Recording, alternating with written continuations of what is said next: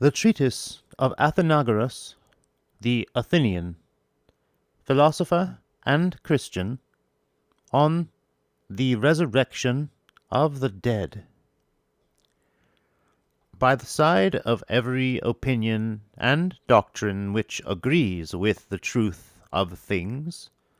there springs up some falsehood, and it does so not because it takes its rise naturally from some fundamental principle, or from some cause peculiar to the matter in hand, but because it is invented on purpose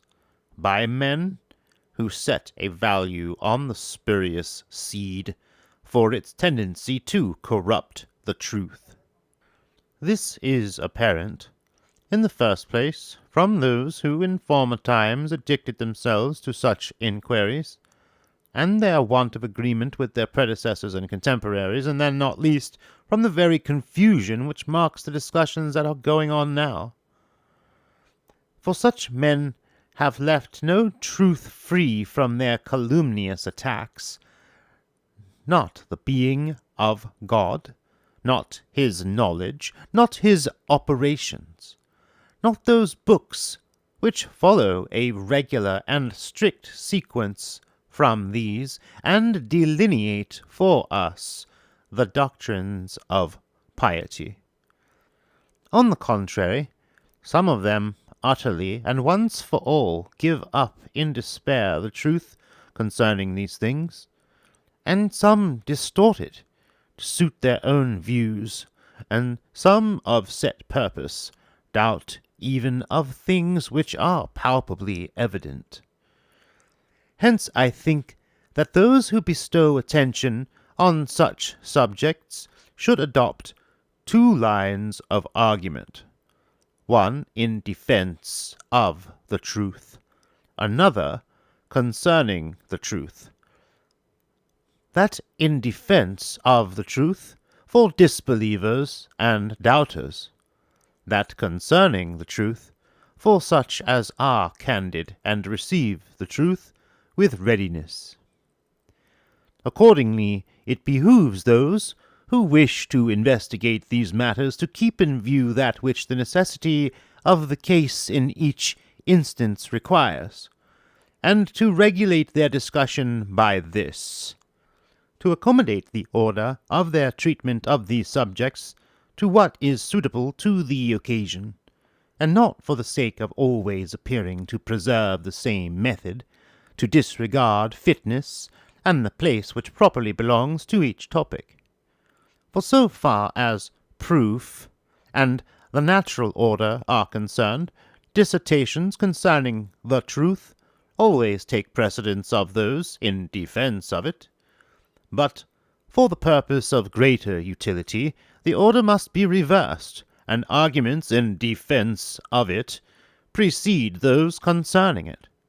For the farmer could not properly cast the seed into the ground unless he first extirpated the wild wood and whatever would be hurtful to the good seed,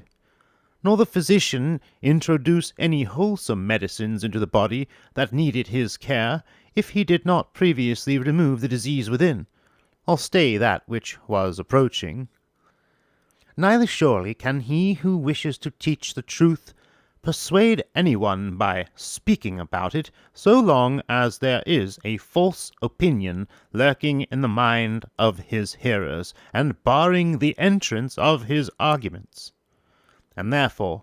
from regard to greater utility, I myself sometimes place arguments in defense of the truth before those concerning the truth. And on the present occasion, it appears to me, looking at the requirements of the case, not without advantage to follow the same method in treating of the resurrection. For in regard to this subject also, we find some utterly disbelieving, and some others doubting, and even among those who have accepted the first principles, some who are as much at a loss what to believe as those who doubt. The most unaccountable thing of all being that they are in this state of mind without having any ground whatsoever in the matters themselves for their disbelief, or finding it possible to assign any reasonable cause why they disbelieve or experience any perplexity. Let us then consider the subject in the way I have indicated. If all disbelief does not arise from levity and inconsideration, but if it springs up in some minds on strong grounds, and accompanied by the certainty which belongs to truth, well and good, for it then maintains the appearance of being just, when the thing itself to which their disbelief relates appears to them unworthy of belief. But to disbelieve things which are not deserving of disbelief is the act of men who do not employ a sound judgment about the truth. It behooves, therefore, those who disbelieve or doubt concerning the resurrection to form their opinion on the subject not from any view they have hastily adopted, and from what is acceptable to profligate men, but either to assign the origin of men to no cause, a notion which is very easily refuted, or ascribing the cause of all things to God, to keep steadily in view the principle involved in this article of belief, and from this to demonstrate that the resurrection is utterly unworthy of credit. This they will succeed in if they are able to show that it is either impossible for God, or contrary to his will, to unite and to gather together again bodies that are dead, or even entirely dissolved into their elements, so as to constitute the same persons. If they cannot do this, let them cease from this godless disbelief, and from this blasphemy against sacred things, for that they do not speak the truth when they say that it is impossible, or not in accordance with the divine will clearly appear from what I am about to say. A thing is, in strictness of language, considered impossible to a person when it is of such a kind that he either does not know what is to be done, or has not sufficient power for the proper doing of the thing known. For he who is ignorant of anything that requires to be done is utterly unable to either attempt or to do what he is ignorant of. And he, too, who knows ever so well what has to be done, and by what means and how, but either has no power at all to do the thing known, or not power sufficient, will not even make the attempt if he be wise and consider his powers, and if he did attempt it without due consideration, he would not accomplish his purpose. But it is not possible for God to be ignorant either of the nature of the bodies that are to be raised, as regard both the members either and the particles of which they consist,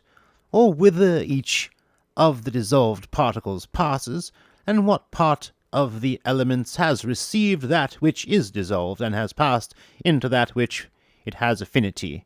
although to men it may appear quite impossible that what has again combined according to its nature with the universe should be separable from it again.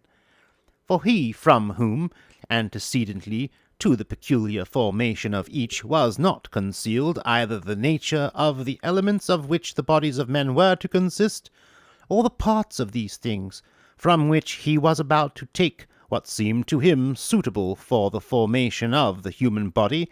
will manifestly, after the dissolution of the whole, not be ignorant whither each of the particles has passed, which he took for the construction of each. For, viewed relatively to the order of things now obtaining among us, and the judgment we form concerning other matters, it is a greater thing to know beforehand that which has not yet come to pass. But viewed relatively to the majesty and wisdom of God, both are according to nature, and it is equally easy to know beforehand things that have not yet come into existence, and to know things which have been dissolved. Moreover also, that his power is sufficient for the raising of dead bodies is shown by the creation of these same bodies. For if when they did not exist he made at their first formation the bodies of men, and their original elements, he will, when they are dissolved, and whatever manner that may take place, raise them again with equal ease. For this, too, is equally possible to him. And it is no damage to the argument, if some suppose the first beginnings to be from matter, or the bodies of men at least to be derived from the elements as the first material, or from seed. For that power which could give shape to what is regarded by them as shapeless matter, and adorn it, when destitute of form and order, with many and diverse forms, and gather into one the several portions of the elements, and divide the seed, which was one and simple, into many, and organize that which was unorganized, and give life to that which had no life. That same power can reunite what is dissolved, and raise up what is prostrate, and restore the dead to life again, and put the corruptible into a state of incorruption. And to the same being it will belong, and to the same power and skill, to separate that which has been broken up and distributed among a multitude of animals of all kinds, which are wont to have recourse to such bodies, and glut their appetite upon them,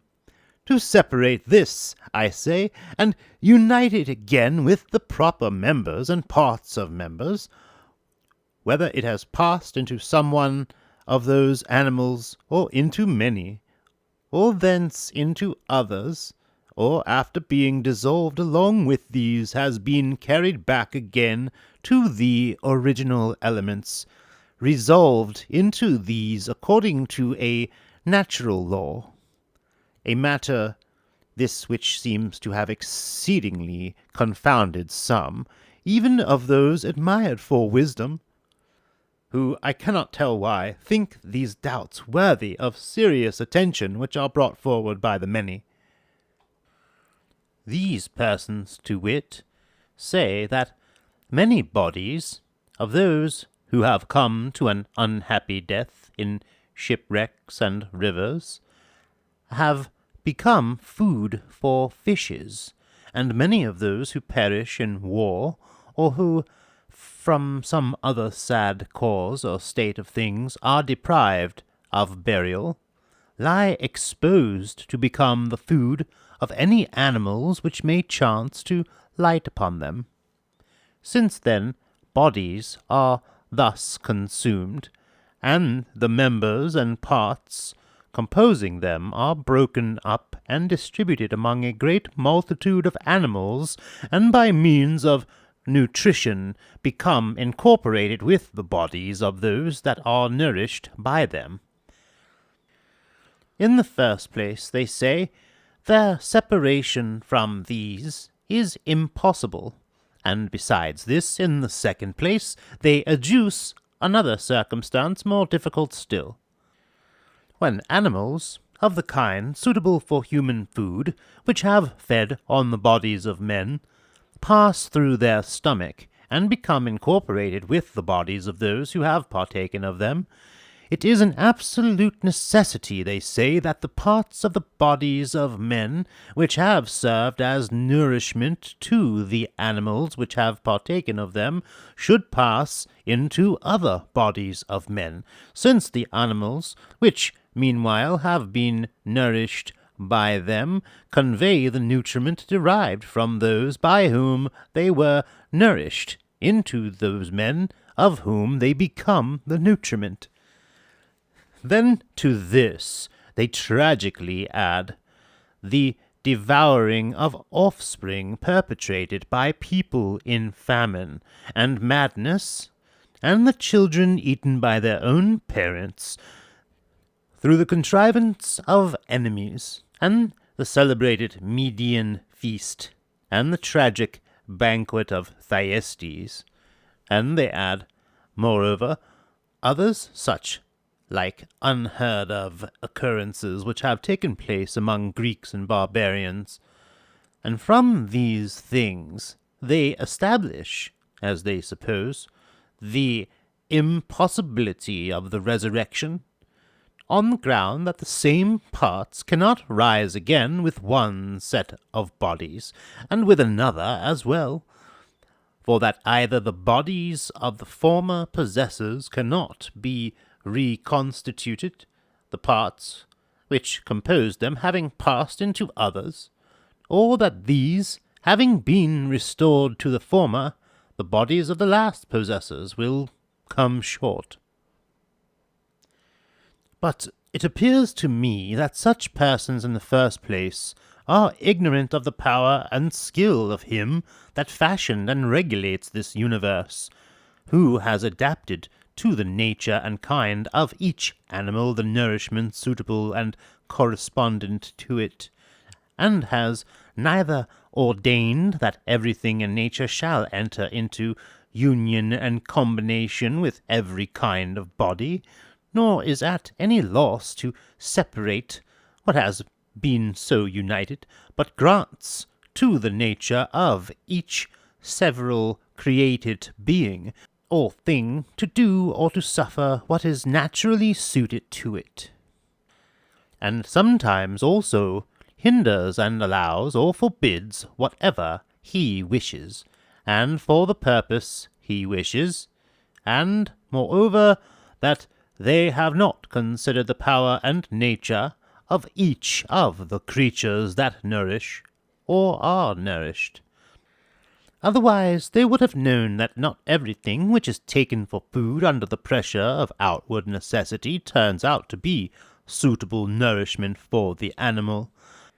but that some things no sooner come into contact with the plicatures of the stomach than they are wont to be corrupted,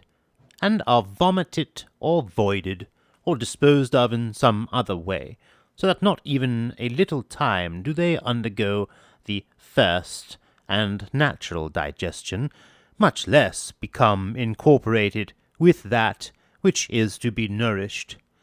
As also that not even everything which has been digested in the stomach and received the first change actually arrives at the parts to be nourished,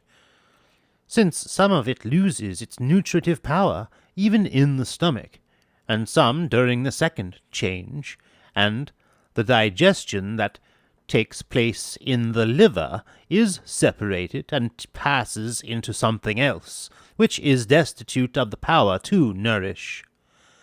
Nay, that the change which takes place in the liver does not all issue in nourishment to men, but the matter changed is separated as refuse, according to its natural purpose, and that the nourishment which is left in the members and parts themselves that have to be nourished sometimes changes to something else, according as that predominates which is present in excessive abundance, and is apt to corrupt or to turn into itself that which comes near it. Since, therefore, great difference of nature obtains in all animals, and the very nourishment which is accordant with nature is varied to suit each kind of animal, and the body which is nourished, and as in the nourishment of every animal there is a threefold cleansing and separation, it follows that whatever is alien from the nourishment of the animal must be wholly destroyed, or carried off to its natural place, or change into something else, since it cannot coalesce with it. that the power of the nourishing body must be suitable to the nature of the animal to be nourished, and accordant with its powers, and that this, when it has passed through the strainers appointed for the purpose, and been thoroughly purified by the natural means of purification, must become a most genuine addition to the substance. The only thing, in fact, which anyone calling things by their right names would call nourishment at all, because it rejects everything that is foreign and hurtful to the constitution of the animal nourished, and that mass of superfluous food introduced merely for the filling the stomach and gratifying the appetite. This nourishment, no one can doubt, becomes incorporated with the body that is nourished, interwoven and blended with all the members and parts of members. But that which is different and contrary to nature is speedily corrupted if brought into contact with a stronger power, but easily destroys that which is overcome by it, and is converted into hurtful humours and poisonous qualities, because producing nothing akin or friendly to the body which is to be nourished. And it is a very clear proof of this, that in many of the animals nourished, pain or disease or death follows from these things, if, owing to a too keen appetite, they take in mingled with their food something poisonous or contrary to nature, which of course would tend to the utter destruction of the body to be nourished, since that which is nourished by substances akin to it, and which accord with its nature, but is destroyed by those of a contrary kind. If, therefore, according to the nature of animals, different kinds of food have been provided suitable to their nature, and none of that which the animal may have taken, not even an accidental part of it, admits of being blended with the body which is nourished, but only that part which has been purified by an entire digestion, and undergone a complete change for union with a particular body, and adopted to the parts which are to receive nourishment. It is very plain that none of the things contrary to nature can be united with those bodies for which it is not a suitable and correspondent nourishment, but either passes off by the bowels before it produces some other humour, crude or corrupted, or,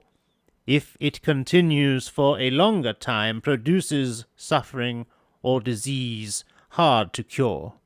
destroying at the same time the natural nourishment, or even the flesh itself, which needs nourishment. But even though it be expelled at length, overcome by certain medicines, or by better food, or by the natural forces, it has not got rid of without doing much harm, since it bears no peaceful aspect towards what is natural, because it cannot coalesce with nature. Nay, suppose we were to grant that the nourishment coming from these things, let it be so called, as more accordant with the common way of speaking, although it is against nature, is yet separated and changed into some one of the moist or dry, or warm or cold matters which the body contains, our opponents would gain nothing by the concession, for the bodies that rise again are constituted from the parts which properly belong to them,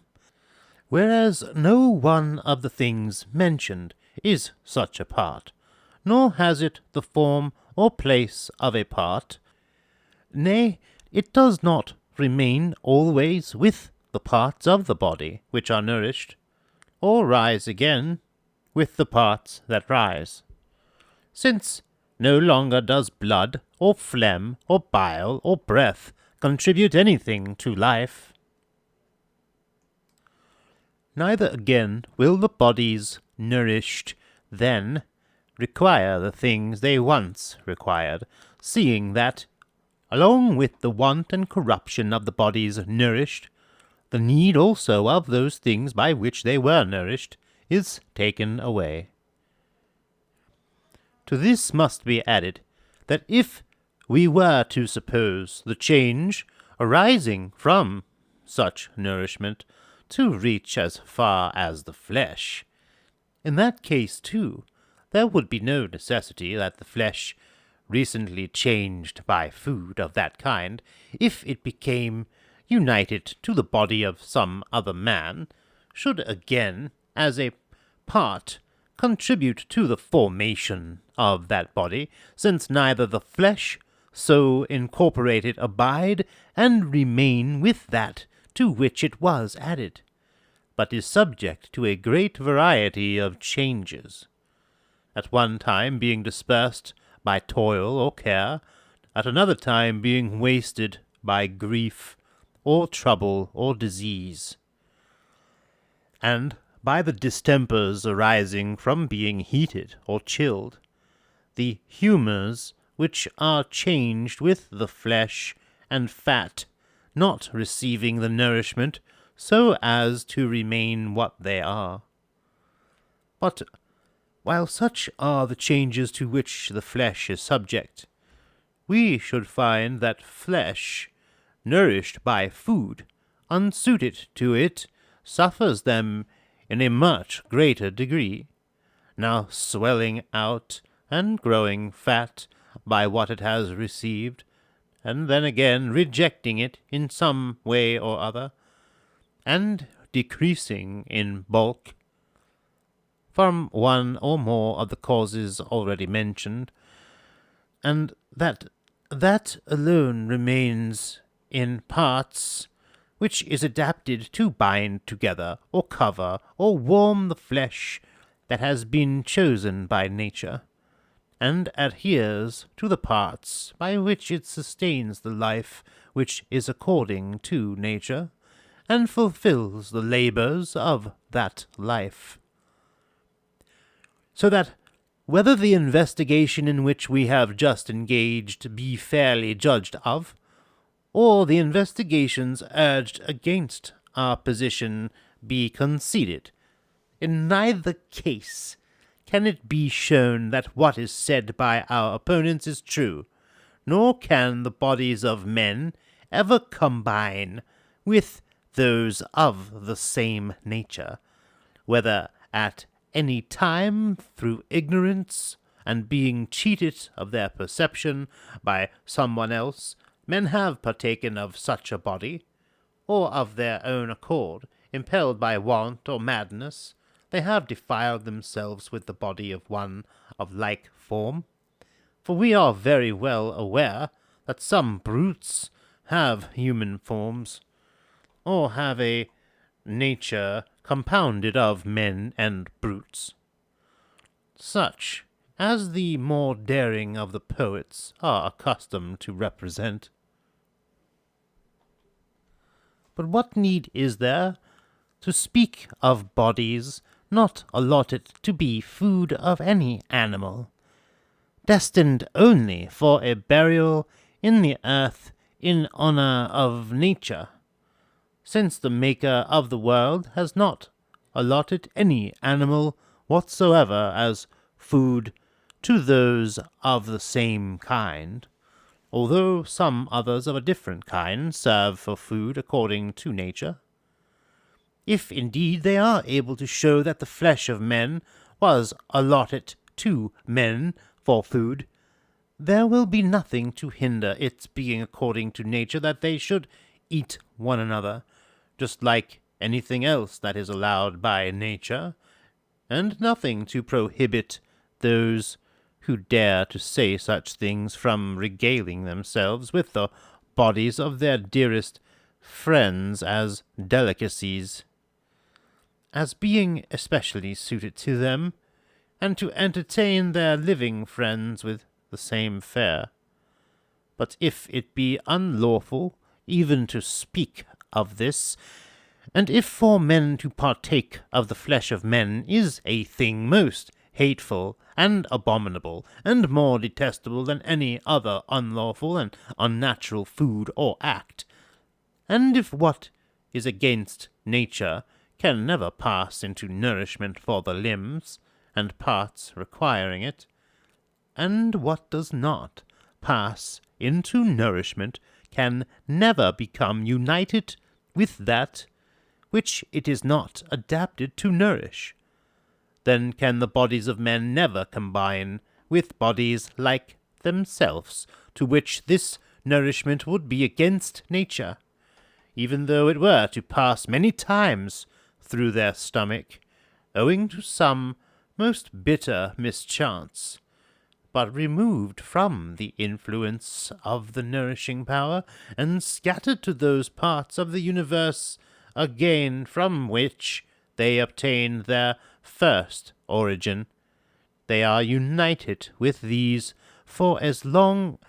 a period of time as may be the lot of each, and separated thence again by the skill and power of him who has fixed the nature of every animal, and furnished it with its peculiar powers. They are united suitably each to each, whether they have been burnt up by fire, or rotted by water, or consumed by wild beasts, or by any other animals, or separated from the entire body, and dissolved before the other parts, and being again united with one another, they occupy the same place for the exact construction and formation of the same body, and for the resurrection and life of that which was dead, or even entirely dissolved. To expatiate further, however, on these topics is not suitable, for all men are agreed in their decision respecting them, those at least who are not half-brutes. As there are many things of more importance to the inquiry before us, I beg to be excused from replying for the present to those who take refuge in the works of men, and even the constructors of them, who are unable to make anew such of their works as are broken in pieces, or worn out by time, or otherwise destroyed, and then, from the analogy of potters and carpenters, attempt to show that God neither can, will, nor if he will be able to raise again a body that is dead, or has been dissolved, not considering that by such reasoning they offer the grossest insult to God, putting as they do on the same level the capabilities of things which are altogether different, or rather the nature of those who use them, and comparing the works of art with those of nature. To bestow any serious attention on such arguments would not be undeserving of censure, for it is really foolish to reply to superficial and trifling objections. It is surely far more probable, yea, more absolutely true to say that what is impossible with men is possible with God, and if by this statement of itself as probable, and by the whole investigation in which we have just been engaged, reason shows it to be possible, it is quite clear that it is not impossible. No, nor is it such a thing as God could not will. For that which is not accordant with his will is so, either as being unjust, or as unworthy of him. And again, the injustice regards either him who is to rise again, or some other than he. But it is evident that no one of the beings exterior to him, and that are reckoned among the things that have existence, is injured. Spiritual natures, noitai physis, cannot be injured by the resurrection of men, for the resurrection of men is no hindrance to their existing, nor is it any loss or violence inflicted on them by it, nor again would the nature of irrational or inanimate beings sustain wrong, for they will have no existence after the resurrection, and no wrong can be done to that which is not. But even if anyone should suppose them to exist for ever, they would not suffer wrong by the renewal of human bodies, for if now, in being subservient to the nature of men and their necessities while they require them, and subjected to the yoke of every kind of drudgery, they suffer no wrong, much more when men have become immortal and free from want, and no longer need their service, and when they are themselves liberated from bondage, will they suffer no wrong. For if they had the gift of speech, they would not bring against the Creator the charge of making them, contrary to justice, inferior to men, because they did not share in the same resurrection. For to creatures whose nature is not alike the just being, does not assign a like end. And besides, with creatures that have no notion of justice, there can be no complaint of injustice. Nor can it be said either that there is any injustice done as regards to the man to be raised, for he consists of soul and body, and he suffers no wrong as to either soul or body. No person in his senses will affirm that his soul suffers wrong, because in speaking so, he would at the same time be unawares reflecting on the present life also. For if now, while dwelling in a body subject to corruption and suffering, it has done no wrong to it, much less will it suffer wrong when living in conjunction with a body which is free from corruption and suffering. The body, again, suffers no wrong, for if no wrong is done to it now, while united a corruptible thing with an incorruptible, manifestly will it not be wronged when united an incorruptible with an incorruptible. No, nor can anyone say that it is a work unworthy of God to raise up and bring together again a body which has been dissolved. For if the worse was not unworthy of him, namely to make the body which is subject to corruption and suffering, much more is the better not unworthy, to make one not liable to corruption or suffering. If then, by means of that which is by nature first and that which follows from it, each of the points investigated has been proved, it is very evident that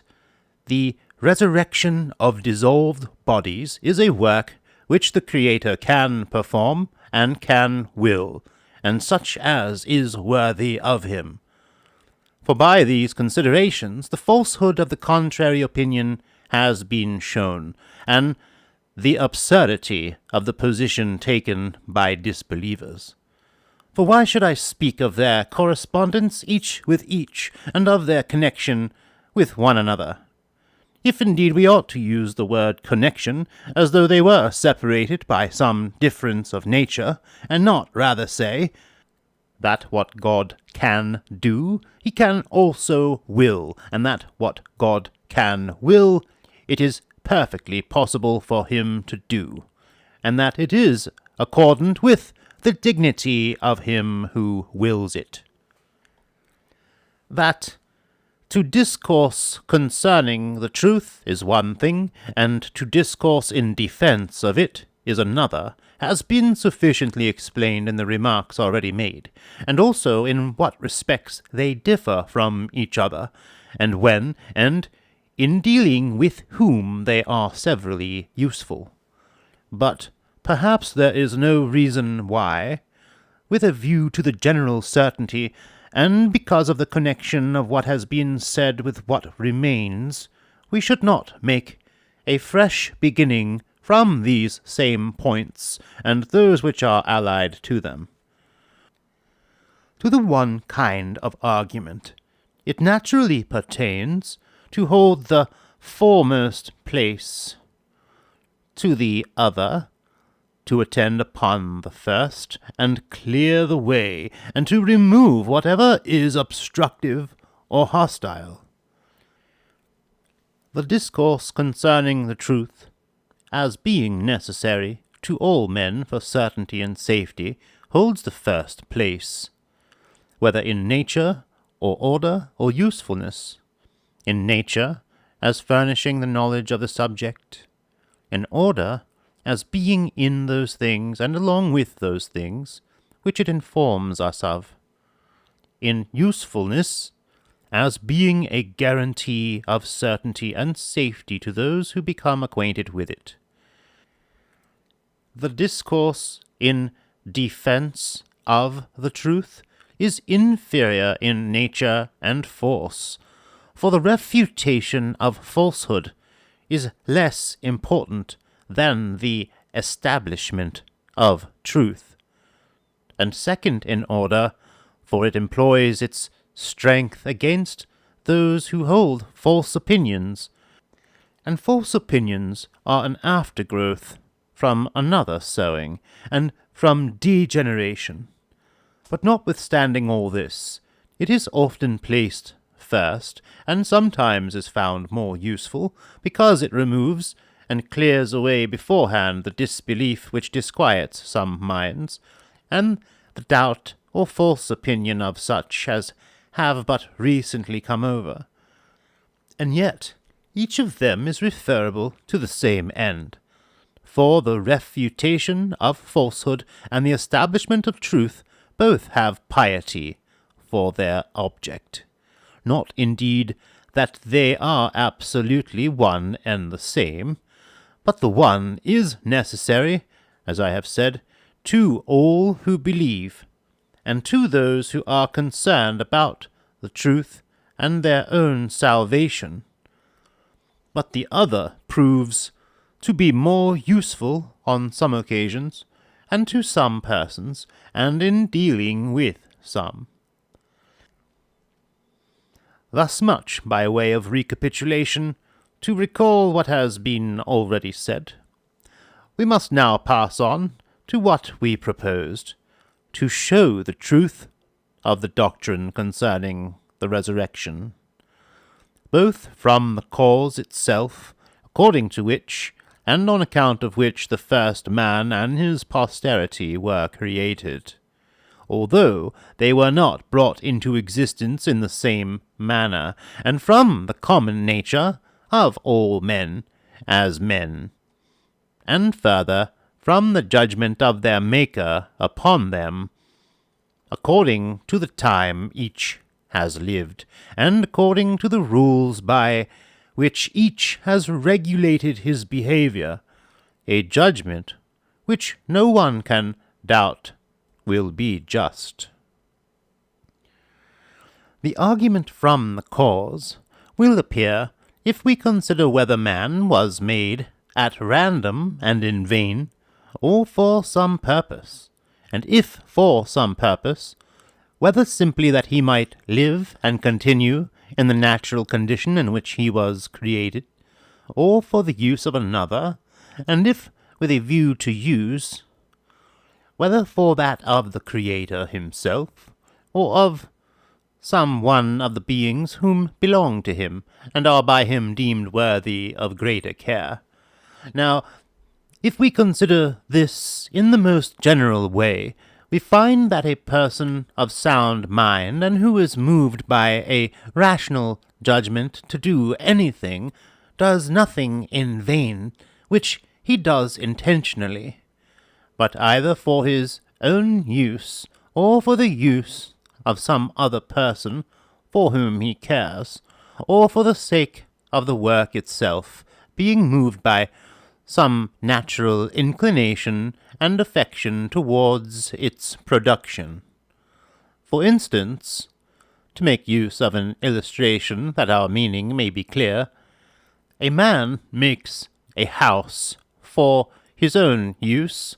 but for cattle and camels and other animals of which he has need, he makes the shelter suitable for each of them, not for his own use. If we regard the appearance only, though for that, if we look at the end he has in view, but as regards the immediate object, from concern for those for whom he cares, he has children too, not for his own use, nor for the sake of anything else belonging to him, but that those who spring from him may exist and continue as long as possible, thus by the succession of children and grandchildren comforting himself respecting the close of his own life, and hoping in his way to immortalize the mortal. Such is the procedure of men. But God can neither have made man in vain, for he is wise, and no work of wisdom is in vain, nor for his own use, for he is in want of nothing, but to a being absolutely in need of nothing, no one of his works can contribute anything to his own use. Neither again did he make man for the sake of any of the other works which he has made, for nothing that is endowed with reason and judgment has been created or is created for the use of another, whether greater or less than itself, but for the sake of the life and continuance of the being itself so created. For reason cannot discover any use which might be deemed a cause for the creation of men,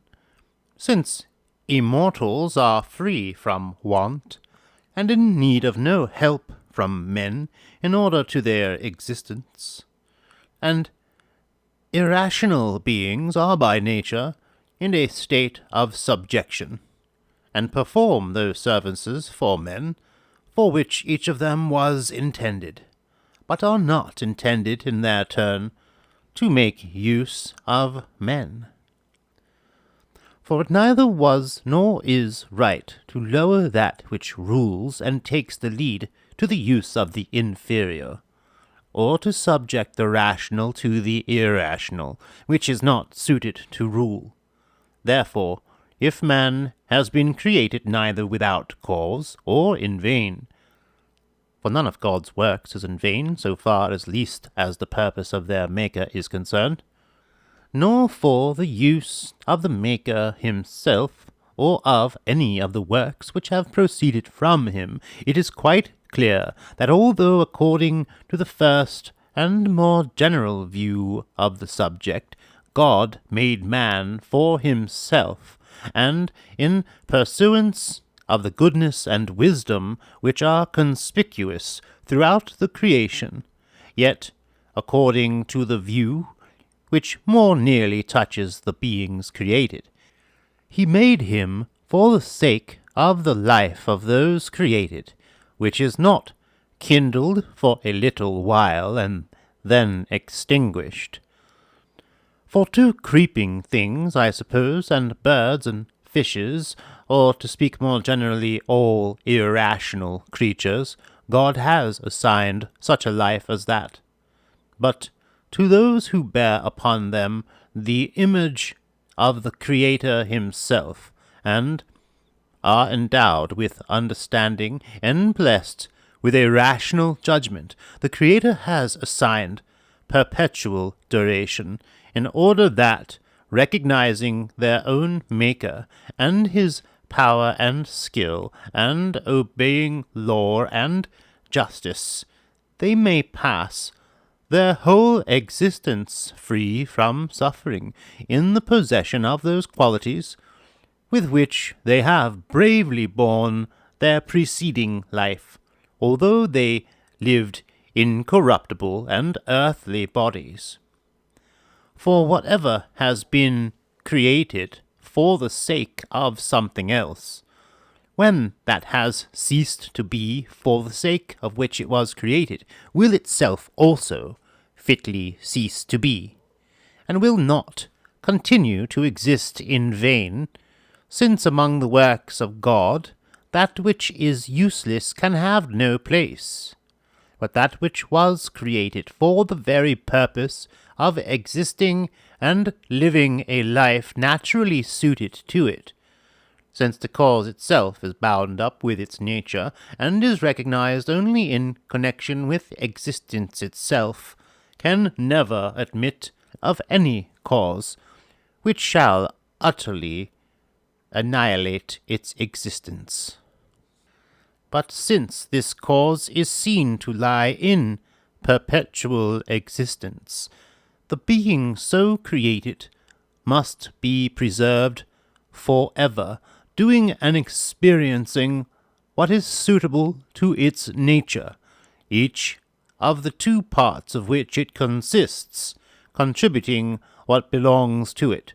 so that the soul may exist and remain without change in the nature in which it was made, and discharge its appropriate functions, such as presiding over the impulses of the body, and judging of and measuring that which occurs from time to time by the proper standards and measures, and the body be moved according to its nature towards its appropriate objects, and undergo the changes allotted to it, and among the rest, relating to age, or appearance, or size, the resurrection. For the resurrection is a species of change, and the last of all, and a change for the better of what still remains in existence at that time.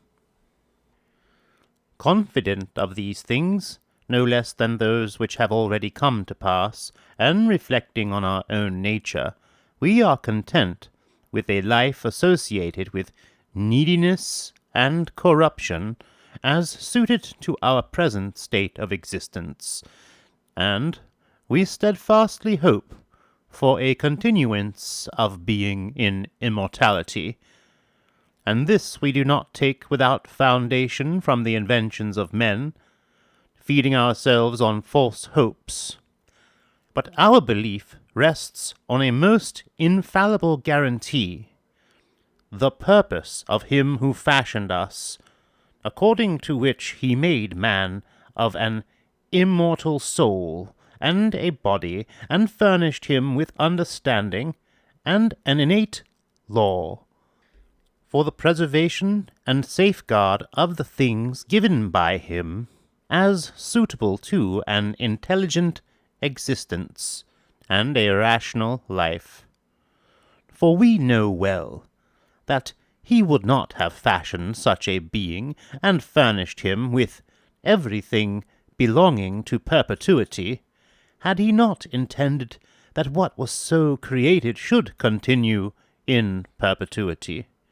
If, therefore, the Maker of this universe made man with a view to his partaking of an intelligent life, and that, having become a spectator of his grandeur, and of the wisdom which is manifest in all things, he might continue always in the contemplation of these. Then, according to the purpose of his author, and the nature which he has received, the cause of his creation is a pledge of his continuance forever, and this continuance is a pledge of the resurrection, without which man could not continue. So that, from what has been said, it is quite clear that the resurrection is plainly proved by the cause of man's creation, and the purpose of him who made him, such being the nature of the cause for which man has been brought into this world, the next thing will be to consider that which immediately follows, naturally or in the order proposed. And in our investigation, the cause of their creation is followed by the nature of the men so created, and the nature of those created by the just judgment of their Maker upon them, and all these by the end of their existence. Having investigated, therefore, the point placed first in order, we must now go on to consider the nature of men. The proof of the several doctrines of which the truth consists, or of any other matter whatsoever proposed for examination, if it is to produce an unwavering confidence in what is said, must begin not from anything without, nor from what certain persons think or have thought, but from the common and natural notion of the matter, and from the connection of secondary truths with primary ones. For the question relates either to primary beliefs, and then all that is necessary is reminiscent, so as to stir up the natural notion, or to things which naturally follow from the first and to their natural sequence. And in these things we must observe order, showing what strictly follows from the first truths, or from those which are placed first, so as neither to be unmindful of the truth, or our certainty respecting it, nor to confound the things arranged by nature and distinguished from each other, or break up the natural order. Hence I think it behooves those who desire to handle the subject with fairness, and who wish to form an intelligent judgment whether there is a resurrection or not, first to consider attentively the force of the arguments contributing to the proof of this, and what place each of them holds, which is first, which second, which third, and which last. And in the arrangement of these they should place first the cause of the creation of men, namely the purpose of the Creator in making man, and then connect with this, as is suitable, the nature of the men so created, not as being second in order, but because we are able to pass our judgment on both at the same time, although they have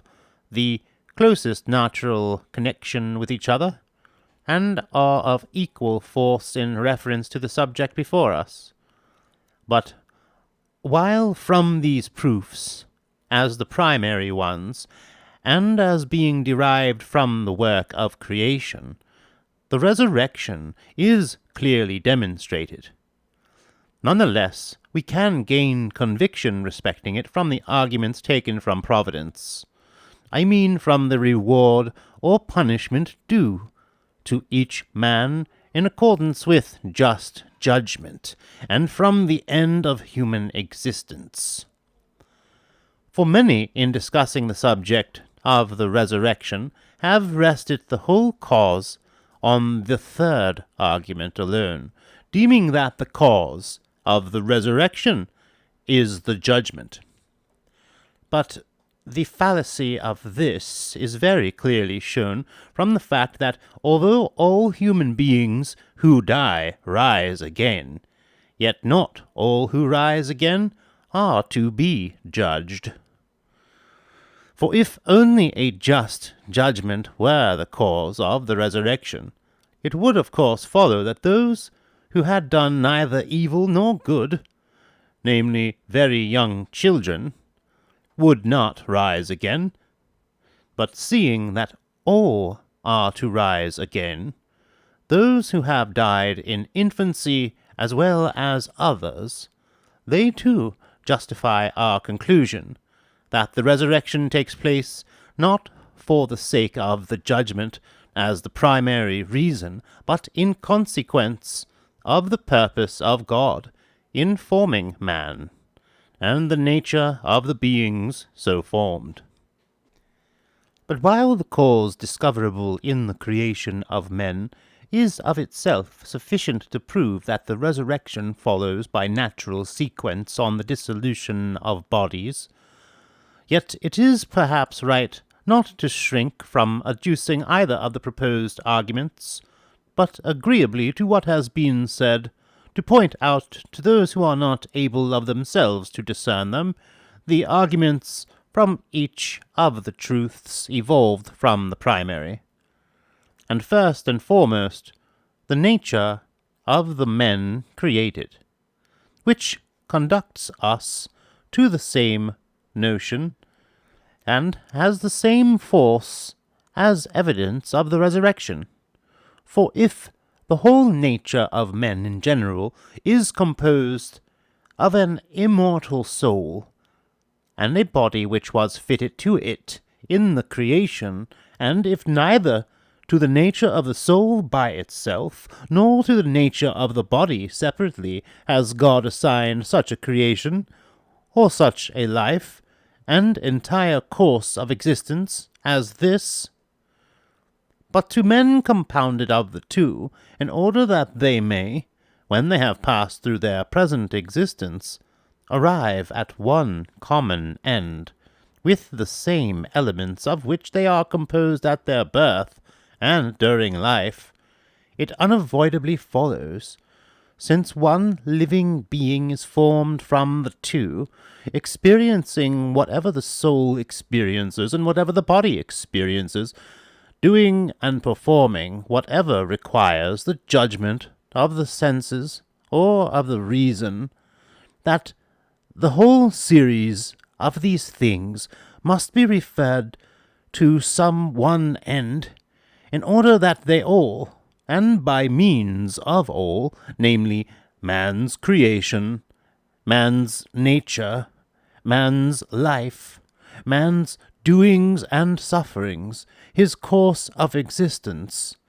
and the end suitable to his nature, may concur in one harmony and the same common experience. But if there is some one harmony and continuity of experience belonging to the whole being, whether of the things which spring from the soul, or of those which are accomplished by means of the body, the end for all these things must also be one, and the end will be in strictness one, if the being whose end that end is remains the same in its constitution, and the being will be exactly the same if all those things of which the being consists as parts are the same,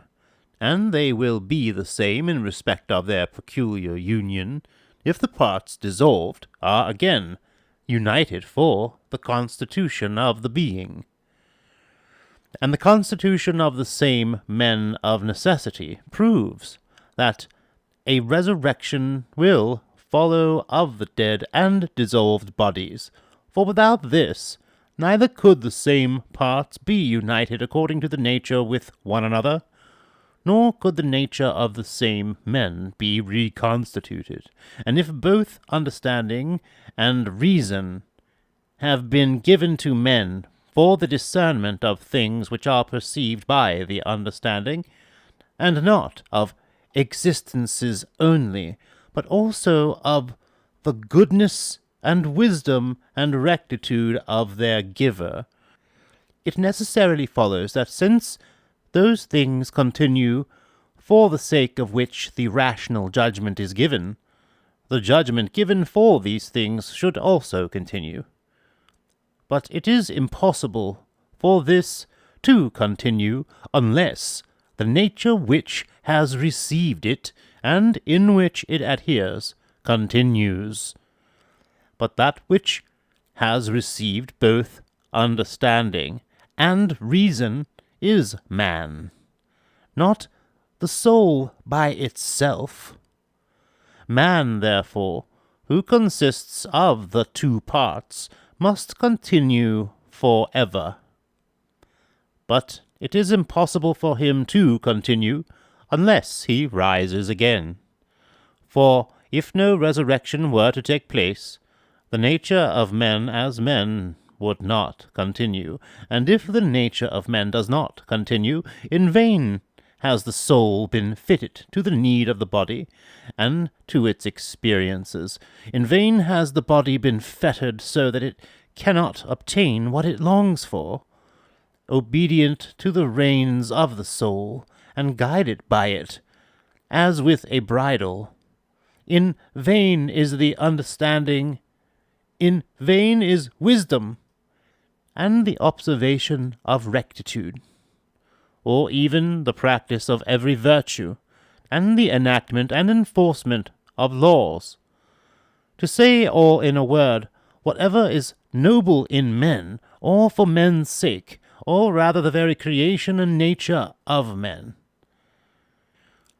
But if vanity is utterly excluded from all the works of God, and from all the gifts bestowed by him,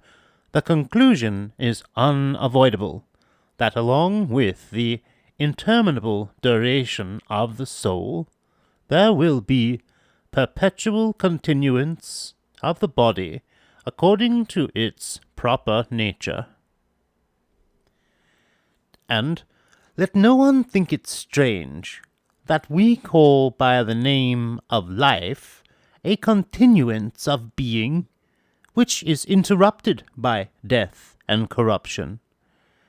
But let him consider rather that this word has not one meaning only, nor is there only one measure of continuance, because the nature also of the things that continue is not one.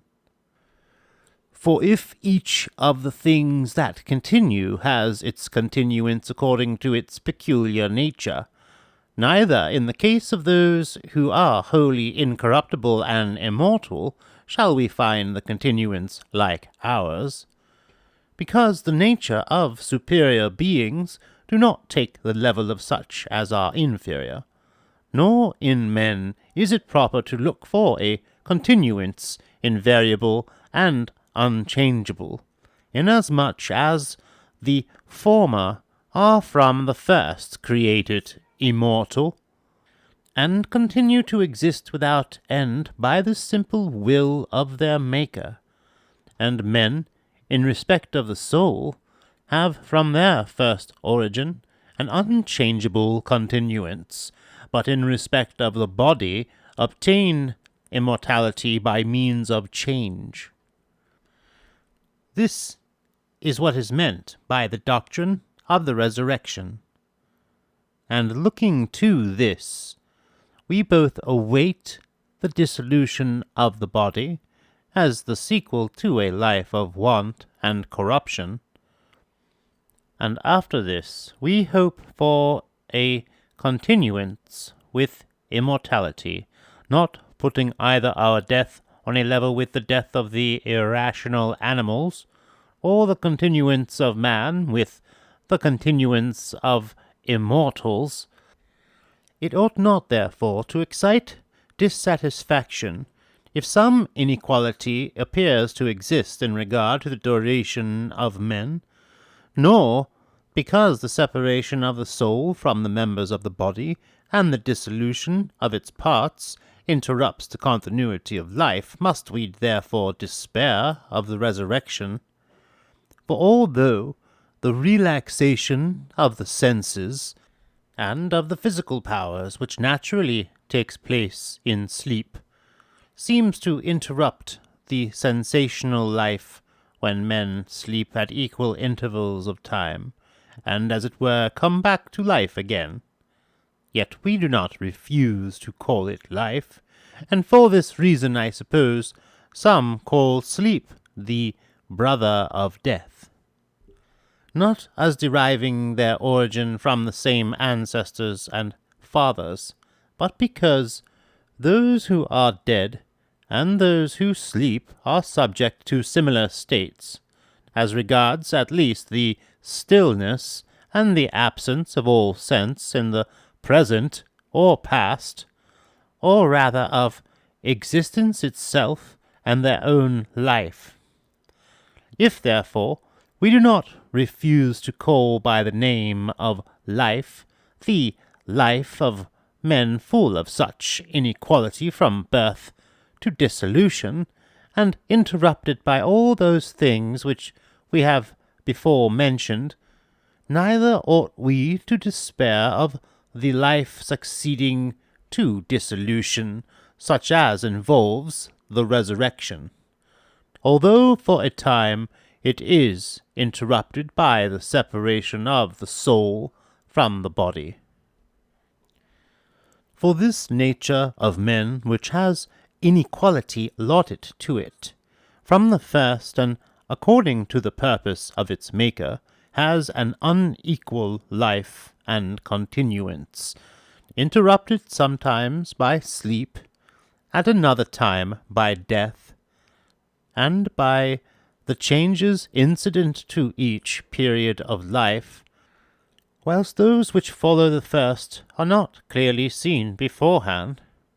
Would anyone have believed, unless taught by experience, that in the soft seed, alike in all its parts, there was deposited such a variety and number of great powers, or of masses, which in this way arise and become consolidated, I mean bones, and of nerves, and cartilages, and muscle too, and flesh, and intestines, and the other parts of the body? For neither in the yet moist seed is anything of this kind to be seen, nor even in infants do any of those things make their appearance which pertain to adults, or in the adult period what belongs to those who are past their prime, or in these what belongs to such as have grown old. But although some of the things I have said exhibit not at all, and others but faintly, the natural sequence and the changes that come upon the nature of men, yet all who are not blinded in their judgment of these matters by vice or sloth know that there must be first the depositing of the seed, and that when this is completely organized in respect of every member and part, and the progeny comes forth to the light, there comes the growth belonging to the first period of life, and the maturity which attends growth,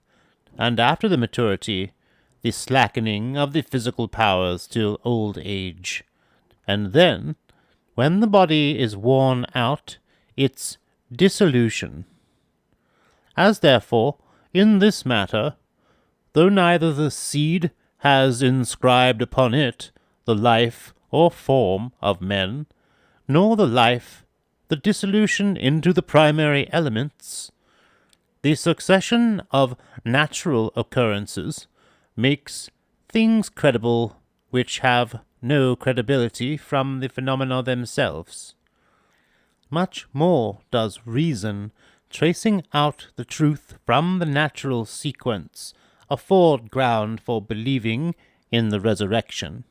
since it is safer and stronger than experience for establishing the truth. The arguments I just now proposed for examination as establishing the truth of the resurrection are all of the same kind, since they all start from the same point. From their starting point is the origin of the first men by creation. But while some of them derive their strength from the starting point itself, from which they take their rise, others, consequent upon the nature of the life of men, acquire their credibility from the superintendence of God over us. For the cause, according to which, and on account of which, men have come into being closely connected with the nature of men, derives its force from creation. But the argument from rectitude, which represents God as judging men according as they have lived well or ill, derives its force from the end of their existence. They come into being on the former ground, but their state depends more on God's superintendence. And now that the matters which come first have been demonstrated by me to the best of my ability, it will be well to prove our proposition by those also which come after. I mean by the reward or punishment due to each man in accordance with righteous judgment, and by the final cause of human existence, and of these I put foremost that which takes the lead by nature, and inquire first into the argument relating to the judgment, premising only one thing from concern for the principle which appertains to the matter before us, and for order, namely, that it is incumbent on those who admit God to be the maker of this universe to ascribe to his wisdom and rectitude the preservation and care of all that has been created, if they wish to keep their own principles, and with such views to hold that nothing either on earth or in heaven is without guardianship or providence, but that, on the contrary, to everything, invisible and visible alike, small and great, the attention of the Creator reaches. For all created things require the attention of the Creator, and each one in particular, according to its nature and the end for which it was made, though I think it would be a useless expenditure of trouble to go through the list now, or distinguish between the several cases, or mention in detail what is suitable to each nature. Man, at all events, of whom it is now our business to speak, as being in want, requires food, as being mortal, posterity, as being rational, a process of judgment. But if each of these things belongs to man by nature, and he requires food for his life, and requires posterity for the continuance of the race, and requires a judgment, in order that food and posterity may be according to law, it of course follows, since food and posterity refer to both together, that the judgment must be referred to them too. By both together I mean man, consisting of soul and body, and that such man becomes accountable for all his actions, and receives for them either reward or punishment. Now, if the righteous judgment awards to both together its retribution for the deeds wrought, and if it is not proper that either the soul alone should receive the wages of the deeds wrought in union with the body, for this of itself has no inclination to the faults which are committed, or connection with the pleasure or food and culture of the body, or that the body alone, for this of itself is incapable of distinguishing law and justice, but man, composed of these, is subjected to trial for each of the deeds wrought by him, and if reason does not find this happening either in this life,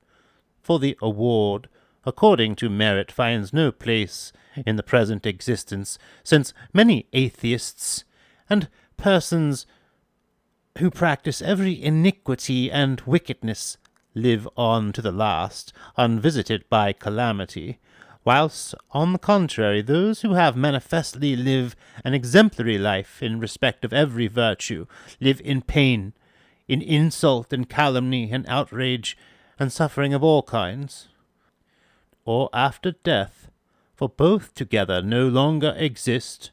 the soul being separated from the body, and the body itself being resolved again into the materials out of which it was composed, and no longer retaining anything of its former structure or form, much less the remembrance of its actions. The result of all this is very plain to everyone, namely that, in the language of the Apostle, this corruptible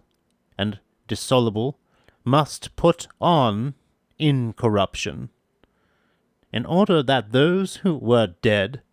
having been made alive by the resurrection, and the parts that were separated and entirely dissolved, having been again united, each one may, in accordance with justice, receive what he has done by the body, whether it be good or bad. In replying, then, to those who acknowledge a divine superintendence and admit the same principles as we do, yet somehow depart from their own admissions, one may use such arguments as those which have been adduced, and many more than these, should he be disposed to amplify what has been said only concisely and in a cursory manner.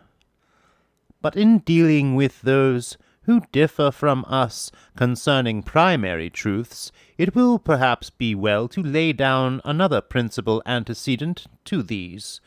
joining with them in doubting of the things to which their opinions relate,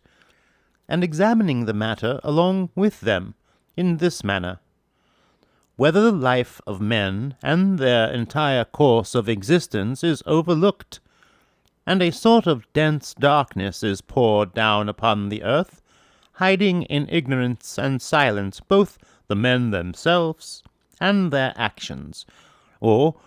whether it is much safer to be of opinion that the Maker presides over the things which he himself has made, inspecting all things whatsoever which exist, and coming to existence, judge of both deeds and purposes. For if no judgment whatever were to be passed on the actions of men, men would have no advantage over the irrational creatures, but rather would fare worse than these do, inasmuch as they keep subjection their passions, and concern themselves about piety and righteousness, and the other virtues, and a life after the manner of brutes would be the best. Virtue would be absurd, the threat of judgment a matter for broad laughter, indulgence in every kind of pleasure the highest good, and the common resolve of all these, and their one law, would be that maxim so dear to the intemperate and lewd: let us eat and drink, for tomorrow we die. For the termination of such a life is not even pleasure, as some suppose, but utter insensibility. But if the Maker of men takes any concern about his own works, and the distinction is everywhere to be found between those who have lived well and ill, it must be either in the present life, while men are still living, who have conducted themselves virtuously or viciously, or after death, when men are in a state of separation and dissolution. But according to neither of these suppositions can we find a just judgment taking place. For neither do the good in the present life obtain the rewards of virtue, nor yet do the bad receive the wages of vice. I pass over the fact that so long as the nature we at present possess is preserved, the moral nature is not able to bear a punishment commensurate with the more numerous or more serious faults. For the robber or ruler or tyrant who has unjustly put to death myriads on myriads could not by one death make restitution for these deeds. And the man who holds no true opinion concerning God, but lives in all outrage and blasphemy, despises divine things, breaks the laws, commits outrage against boys and women alike, raises cities unjustly, burns houses with their inhabitants, and devastates a country, and at the same time destroys inhabitants of cities and peoples, and even an entire nation. How, in a mortal body, could he endure a penalty adequate to these crimes, since death prevents the deserved punishment, and the mortal nature does not suffice for any single one of his deeds? It is proved, therefore, that neither in the present life is there a judgment according to men's deserts, nor after death.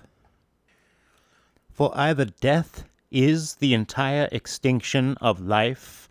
the soul being dissolved and corrupted along with the body,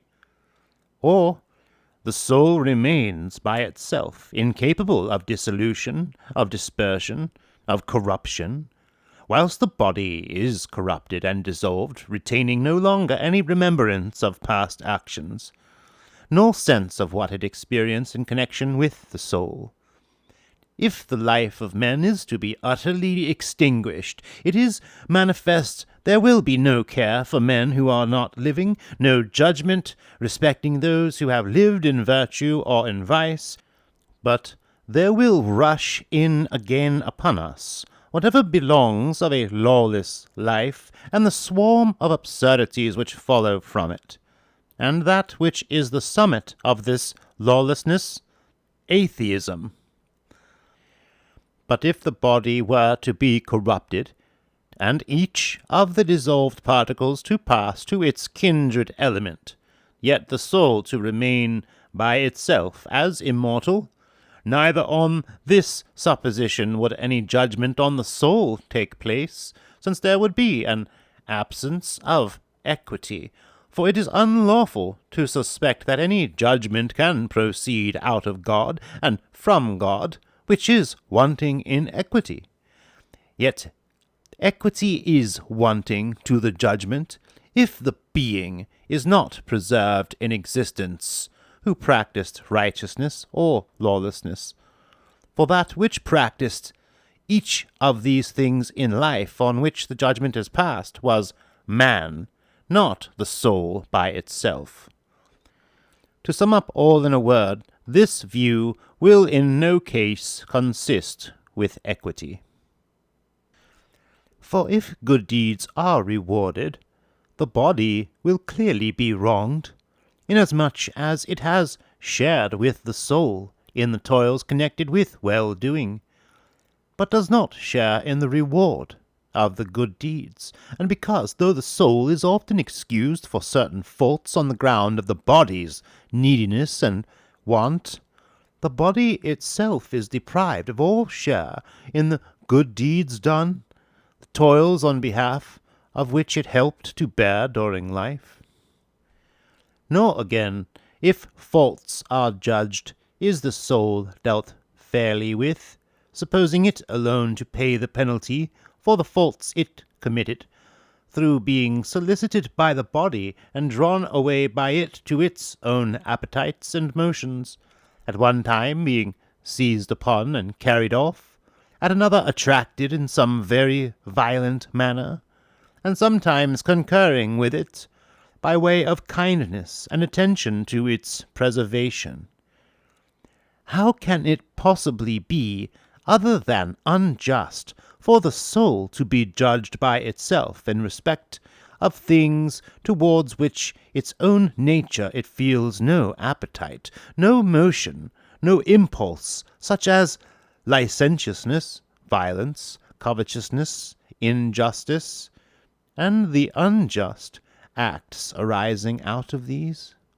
For if the majority of such evils come from men's not having the mastery of the passions which solicit them, and they are solicited by the neediness and want of the body, and the care and attention required by it, for these are the motives for every acquisition of property, and especially for the using of it, and moreover the marriage, and all actions of life in which things, and in connection with these, is seen what is faulty, and what is not so. How can it be just for the soul alone to be judged in respect of those things which the body is the first to be sensible of, and in which it draws the soul away to sympathy and participation in actions with a view to things which it wants, and that the appetites and pleasures, and moreover the fears and sorrows, in which whatever exceeds the proper bounds is amendable to judgment, should be set in motion by the body, and yet that the sins arising from these, and the punishment for the sins committed, should fall upon the soul alone, which neither needs anything of this sort, nor desires, nor fears, or suffers of itself any such thing as man is wont to suffer. But even if we hold that these affections do not pertain to the body alone, but to man, in saying which we should speak correctly, because the life of man is one, though composed of the two, yet surely we shall not assert that these things belong to the soul, if we only look simply at its peculiar nature. For if it is absolutely without need of food, it can never desire those things which it does not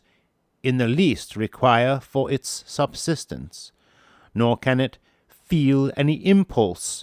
towards any of those things which it is not at all fitted to use. Nor again can it be grieved at the want of money or other property, since these are not suited to it. And if, too, it is superior to corruption, it fears nothing whatsoever as destructive of itself. It has no dread of famine, or disease, or mutilation, or blemish of fire, or sword, since it cannot suffer from any of these any hurt or pain, because neither bodies nor bodily powers touch it at all. But if it is absurd to attach the passions to the soul as belonging specially to it, it is in the highest degree unjust and unworthy of the judgment of God to lay upon the soul alone the sins which spring from them, and the consequent punishments. In addition to what has been said, is it not absurd that while we cannot have the notion of virtue and vice as existing separately in the soul, for we recognize the virtues as man's virtues, even as in like manner vice, their opposite, as not belonging to the soul in separation from the body and existing by itself, yet that the reward or punishment for these should be assigned to the soul alone, how can anyone have even the notion of courage or fortitude as existing in the soul alone, when it has no fear of death, or wounds, or maiming, or loss, or maltreatment, or of the pain connected with these, or of the suffering resulting from them? And what shall we say of self-control and temperance, when there is no desire drawing it to food or sexual intercourse, or other pleasures and enjoyments, nor any other thing soliciting it from within or exciting it from without? And what of practical wisdom, when things are not proposed to it, which may or may not be done, nor things to be chosen or avoided, or rather, when there is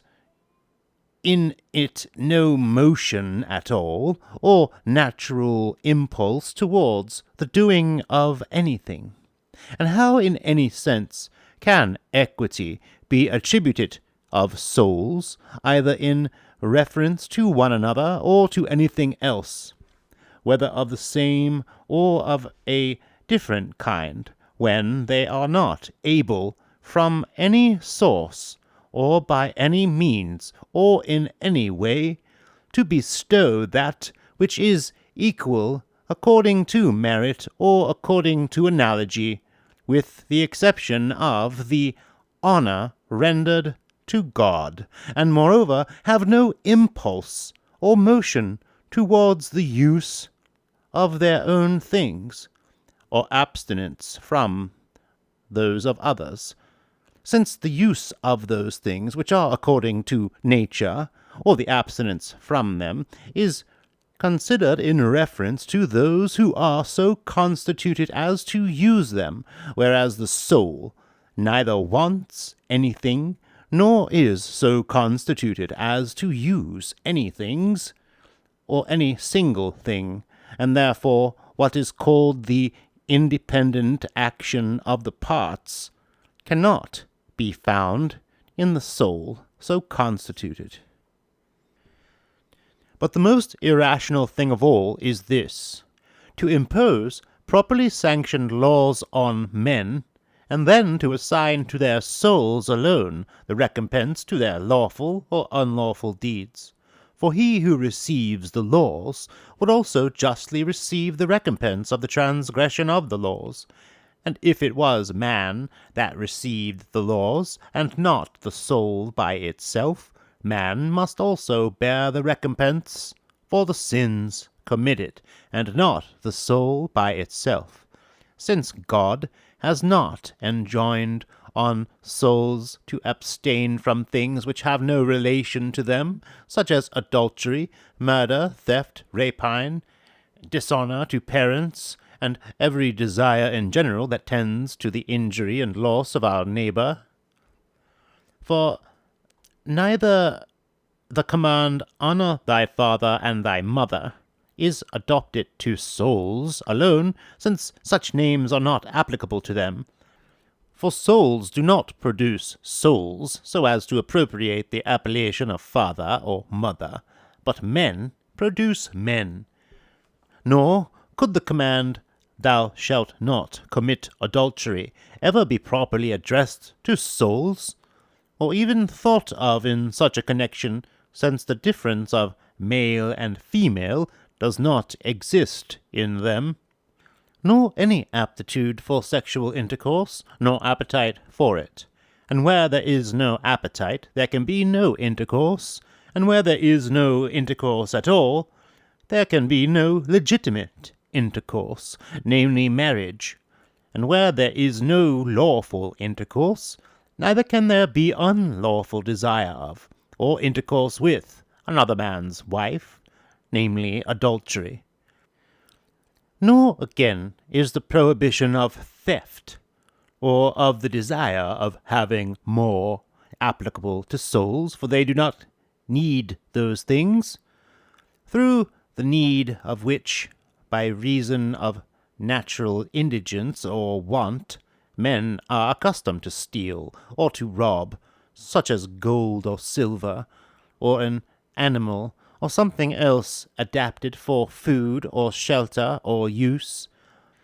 For to an immortal nature, everything which is desired by the needy as useful is useless. But let the fuller discussion of these matters be left to those who wish to investigate each point more exactly, or to contend more earnestly with opponents.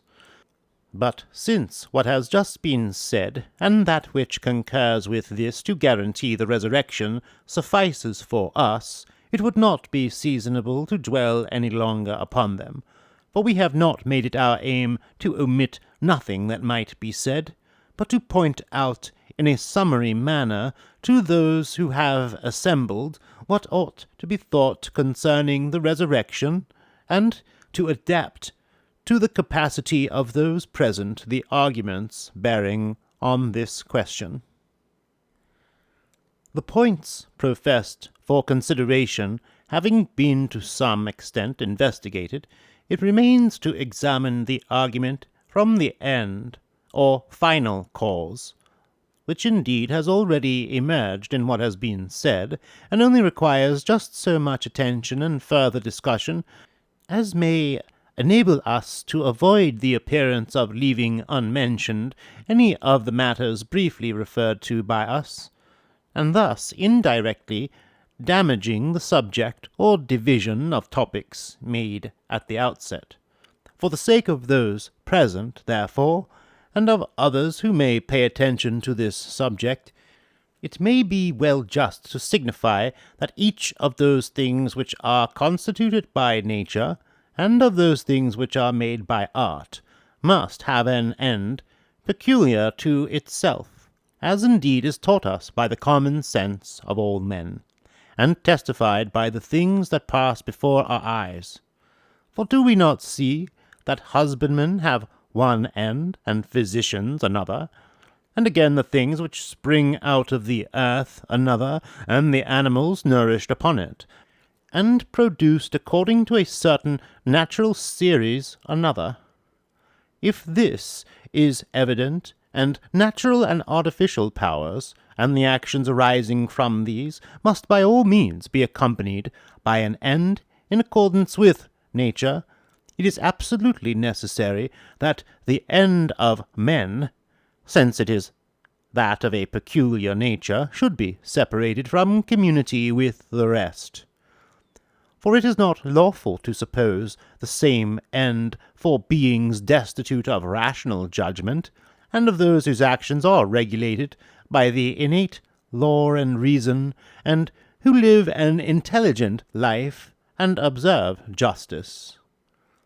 Freedom from pain, therefore, cannot be the proper end for the latter, for this they would have in common with beings utterly devoid of sensibility.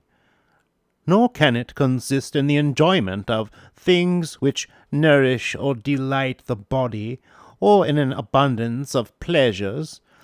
else a life like that of the brutes must hold the first place, while that regulated by virtue is without a final cause. For such an end as this, I suppose, belongs to beasts and cattle, not to men possessed of an immortal soul and rational judgment. Nor again is it the happiness of soul separated from body, for we are not inquiring about the life or final cause of either of the parts of which man consists, but of the being who is composed of both. For such is every man who has a share in this present existence, and there must be some appropriate end proposed for this life. But if it is the end of both parts together, and this can be discovered neither while they are still living in the present state of existence through the numerous causes already mentioned, nor yet when the soul is in a state of separation, because the man cannot be said to exist when the body is dissolved, and indeed entirely scattered abroad, even though the soul continue by itself, it is absolutely necessary that the end of a man's being should appear in some reconstitution of the two together, and of the same living being. And, as this follows of necessity, there must by all means be a resurrection of the bodies which are dead, or even entirely dissolved, and the same men must be formed anew, since the law of nature ordains the end not absolutely, nor as the end of any men whatsoever, but of the same men who pass through the previous life. but it is impossible for the same men to be reconstituted unless the same bodies are restored to the same souls. But that the same soul should obtain the same body is impossible in any other way, and possible only by the resurrection. For if this takes place, an end befitting the nature of men follows also, and we shall make no mistake in saying that the final cause of an intelligent life and rational judgment is to be occupied uninterruptedly with those objects to which the natural reason is chiefly and primarily adapted, and to delight unceasingly in the contemplation of him who is, and of his decrees. Notwithstanding that the majority of men, because they are affected too passionately and too violently by things below, pass through life without attaining this object. For the large number of those who fail of the end that belongs to them does not make void the common lot, since the examination relates to individuals, and the reward or punishment of lives, ill or well spent, is proportioned to the merit of each.